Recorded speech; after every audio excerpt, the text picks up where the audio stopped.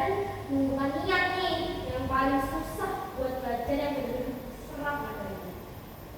Oh gitu ya, jujur juga pengalaman lu bisa kurang juga kalau kurang bisa menyerap materi selama belajar di rumah. Sama sih, beberapa temanku juga ngerasain hal yang sama. Mungkin siswa-siswa lain ngerasain hal yang sama juga pas belajar di rumah sama pandemi COVID-19. Apa ada Yulid? Kita aja di kolom komentar. Baiklah, sekian dari kami yang terharu. Aku Tiara, Aku Keisha, aku Zizi, mengucapkan terima kasih dan ciao Bella. Assalamualaikum warahmatullahi wabarakatuh. Hari ini saya akan menjelaskan isi minmap yang telah saya buat, yaitu topik 4 perundungan digital cyberbullying. Judul, Cyberbullying di era digital, analisis kasus. Dalam postingan terbaru Mahalini, seluruh warganet terkejut atas penampilan Mahalini yang diduga melakukan operasi plastik di Korea Selatan. Tidak hanya Mahalini, sang suami Rizky Febian juga melakukan operasi plastik tersebut. Penampilan terbaru dari kedua pasangan tersebut cukup membuat para warganet kaget. Definisi, menyakiti orang lain secara online. Sekian presentasi dari saya. Terima kasih. Wassalamualaikum warahmatullahi wabarakatuh. Assalamualaikum warahmatullahi wabarakatuh. Saya akan menjelaskan minmap yang telah saya buat. Judul, jenis ruang virtual media press digital. Analisis kasus media sosial saat ini menjelma lebih dari sekedar dari media hiburan.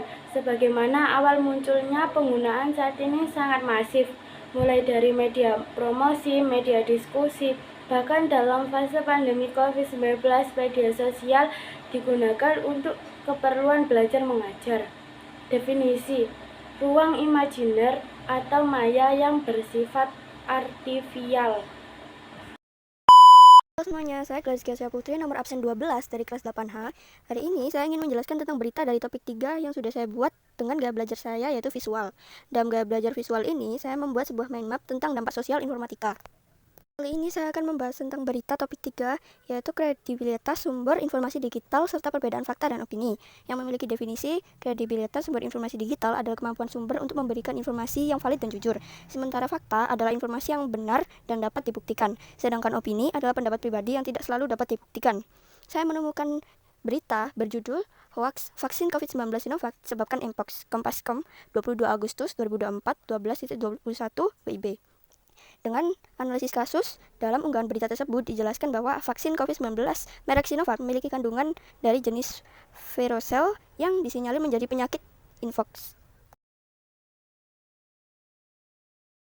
Sekian dari saya. Wassalamualaikum warahmatullahi wabarakatuh.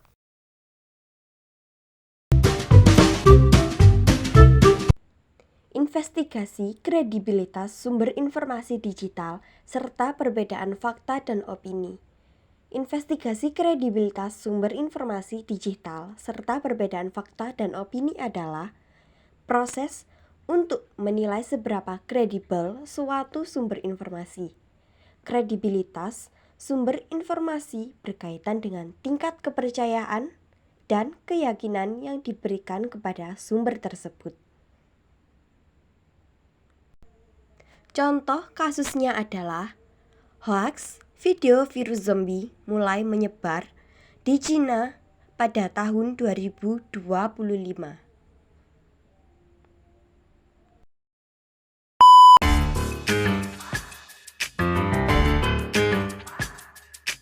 Ruang publik virtual dan ekosistem media press digital. Ruang publik virtual merupakan ruang publik artifisial yang bersifat lebih luas. Contoh kasusnya adalah spamming. Spamming adalah bentuk perundungan cyber di mana pelaku perundungan membanjiri orang lain dengan pesan-pesan yang tidak diinginkan. Kenapa spamming bisa terjadi? Karena salah satu praktek ilegal yang menjadi penyebab email spam adalah penjualan database email. Solusinya, waspada saat memberikan alamat email dan hindari membuka email spam. Ekosistem media press digital. Media press digital menyajikan konten yang berkualitas dan informatif dengan format yang menarik dan mudah dipahami. Namun, seiring perkembangan teknologi pada saat ini, peraturan-peraturan tersebut mulai dirasakan kurang mengakomodasi kebutuhan media digital. Undang-Undang Nomor 40 Tahun 1999 tentang pers. Misalnya, memang menjamin pers nasional yang bebas dari sensor dan halangan penyiaran, serta melindungi hak-hak jurnalis. Ancaman terhadap kebebasan pers. Penggunaan internet juga dapat mengancam kebebasan pers. Pemerintah dapat menggunakan UU ITE untuk membatasi kebebasan berekspresi dan membungkam kritik. Selain itu, serangan cyber dan doxing juga dapat menjadi ancaman bagi jurnalis dan media. Mengapa penggunaan internet yang meningkat dapat mengancam kebebasan pers? Ini karena UU ITE mengatur terkait pencemaran nama baik, penyebaran berita bohong, dan ujaran kebencian berbasis SARA. Solusinya, buat password yang kuat, terapkan enkripsi, dan memiliki email cadang.